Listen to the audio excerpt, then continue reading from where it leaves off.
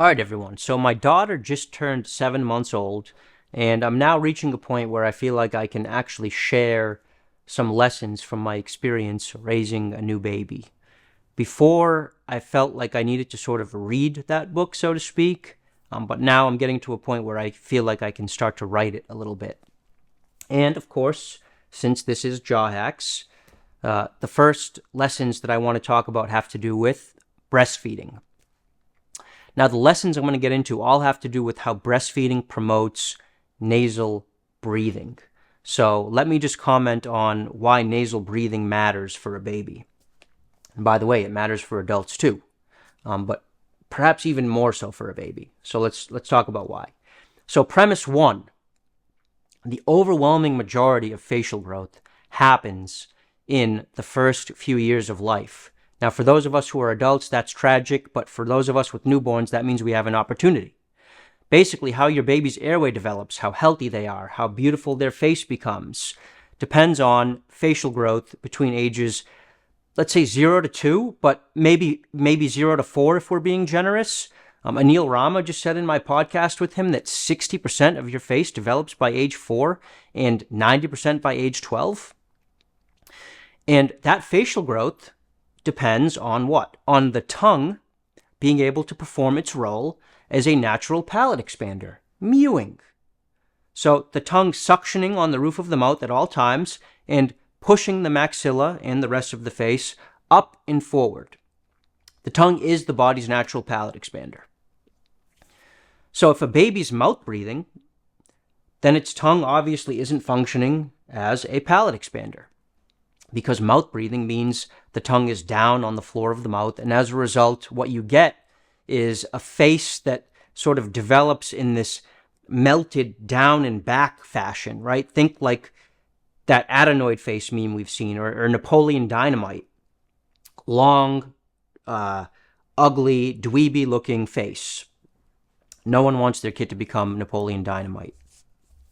So nasal breathing during infancy is the key to developing a healthy and beautiful face and avoiding all of the crazy artificial expansion stuff that I normally talk about on JawHacks that adults need later in life because they didn't nose breathe as babies.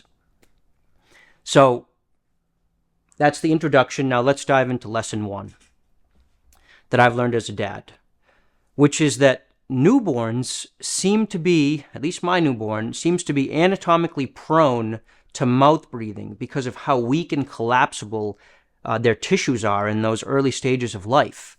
What my wife and I observed in our own baby is that when she was born, her airway was very floppy, for lack of better terms. She was this tiny little thing and very small, and when she breathed, sometimes she sounded like a pug. Like even if her mouth was closed, she would make a snore sound like it didn't sound good, and it was very concerning for me. And when I asked a tax client of mine who's a physician about this, she basically said that the airways of newborns are very weak, very soft, very collapsible. If you've ever held a newborn baby, you know that you always have to support their head when you're holding them, because otherwise their head will just flop back because their necks are so flimsy. So you can imagine that same flimsiness inside of them, in their nose and in their throat and in their esophagus. And as you might imagine, this collapsibility leads to mouth breathing, just purely out of the need to bring in more air, because breathing is the body's prime directive. Your body will make maladaptations just to get more air in if it needs it. So if there's this tendency in newborns to mouth breathe because of how floppy their airways are, how do you stop that? How do you push back against that? That leads to lesson number 2, which is that breastfeeding really is the magic bullet when it comes to teaching a kid how to nose breathe. And that's because it's impossible to mouth breathe while breastfeeding. With bottles, the milk sort of just flows right out of the nipple, especially higher flow nipples. Nipples come in different ratings, lower flow, higher flow. With any nipple, though, the baby can cheat, and it can just sort of sit there and be lazy while the milk dumps into its mouth. With a human breast, though, no effort means no milk. The only way the baby can extract milk from mom's tit is by forming a tight suction around the nipple and creating a negative pressure. And that vacuum is what draws the milk, very similar to suction mewing. You create an intraoral vacuum, and that vacuum pulls milk from the breast. And if the baby breaks that vacuumed latch, then the milk stops. So in other words, if the baby tries to mouth breathe while breastfeeding, there ain't going to be no feeding. So when you have this mouth breathing newborn, sure, you could manually close the kid's mouth, right? You could press right here and try to close their mouth for them. You could use the stick, so to speak, to force the behavior that you know is needed. Or you could use the carrot, the more gentle approach, which is mom's tit, to entice the baby to nose breathe. And as every great diplomat knows, it's always better to use the carrot rather than the stick. And this leads to lesson number 3, which is the baby wants mommy's tit for the pure intimacy of it. It's not just body food for the baby. It's also soul food. So in response to my earlier point about how breastfeeding requires more effort, you might ask, well, why would the baby ever choose the more difficult option of breastfeeding, which requires more work, when it could just be lazy and have the bottle pour food into its mouth? And the answer is, it's not the flavor of the breast milk that entices the baby to breastfeed. It's not because the baby knows that breast milk has a better nutritional profile.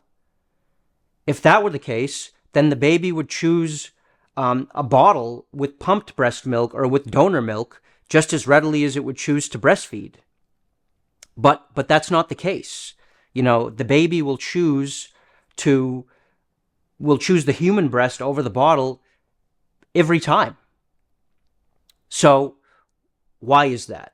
And the answer is, it's because of the intimacy of it. It's the intangibles that you never thought of, right? That you can only know when you witness it and see it with your own eyes. It's the skin time. It's the warmth. It's the baby reaching out and grabbing mommy's warm titty with its hand and squeezing it while making eye contact up at mom and getting that loving human reaction from her. Right? The baby knows the difference between skin and plastic. Breastfeeding it's so raw and intimate. And babies are wired for survival. The number one thing that a baby wants is to know that another human being is loving and caring for it in that moment, because that's what makes the baby feel safe. So the baby is always going to be willing to put in the work to latch during breastfeeding. It's happy to. That loving interaction is the world for that baby. So breastfeeding is this once-in-a-lifetime opportunity to use the allure of intimacy to essentially force nose breathing onto a baby. And what we've seen with our daughter is that at around 4 or 5 months, definitely by 6 months, if you stick with breastfeeding, what we witnessed is that our baby's airway started to mature and stiffen up, and that pug-like, snore-like breathing stopped. And perhaps at that point, the stakes are now lower because the baby with the stiffer airways isn't going to fall back into mouth breathing so easily. So I think the lesson learned here is that nature really is brilliant.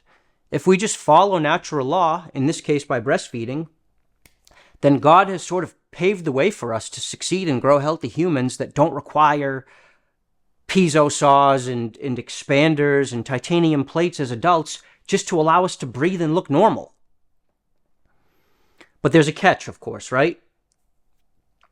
And that catch is that as adults, we have to be willing to make sacrifices to try the natural way. And in the case of breastfeeding, that means a ton of sacrifice on the part of mom, especially. I mean, I'm not breastfeeding, right? My wife is. My wife is the one that has to be willing to use her body as this sort of glorified myofunctional tool to give the kid a shot at being healthy. And my wife has even said that sometimes she feels like a milk cow with this kid. where she's just putting her body out there for this kid to suck on. Hours during the day, hours in the middle of the night, shacked up in bed, on the sofa, just letting this kid suck on you. So, on that note, I'm just going to end this video with a shout out to my wife, who has reshaped her own life just to give our daughter a chance to have an easier road ahead with a more beautiful face, a healthier brain, pretty privilege, the ability to succeed in school and other cognitive tasks. Okay, so, and if you want to learn more, definitely follow my wife's Instagram page, JawHacks Baby, link in the description below, where she has been documenting lessons she's learned from her experience with our daughter on how to grow a healthy human baby. All right, that's it for now. I'll check y'all soon. Peace out.